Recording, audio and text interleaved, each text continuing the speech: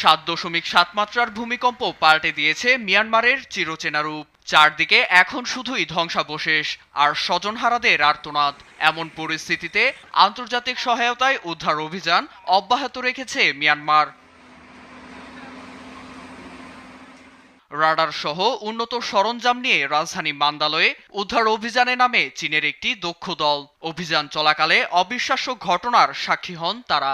একটি বহুতল হোটেলের কাছে যেতেই রাডারে প্রাণের চিহ্ন পেয়ে খোঁজ শুরু করেন। 2 তলার ধ্বংসস্তূপে ড্রিল চালাতে একজনের কাতার কণ্ঠস্বর শুনতে পাওয়া যায় বলে জানায় দলটি। আমরা মাত্র 10 সেকেন্ডের মতো ড্রিল করছিলাম, এর মধ্যেই মানুষের কণ্ঠস্বর শুনে আমরা যন্ত্রটি বন্ধ করে দেই, তার সঙ্গে কথা বলার চেষ্টা করি। আমরা ধারণা করছিলাম তিনি প্রায় 9 ফুট নিচে ছিলেন। তিনি জীবিত আছে ভেবেই আমার গা শিউরে ওঠে। আমরা নলের সাহায্যে তাকে খাবার স্যালাইন দিই। তিনি এতটাই দুর্বল ছিলেন যে অল্প একটি পান করতে পেরেছিলেন। আমি শুধু তার হাতই দেখতে পাচ্ছিলাম।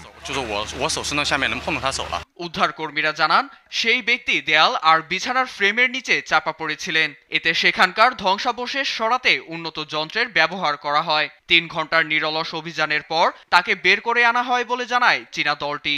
উদ্ধার শেষে চিকিৎসার জন্য তাকে হাসপাতালে পাঠানো হয়।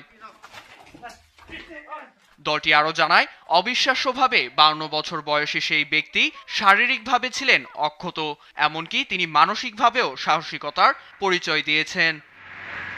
নীরব দাস, নিউজ ডেস্ক, দেশ টিভি।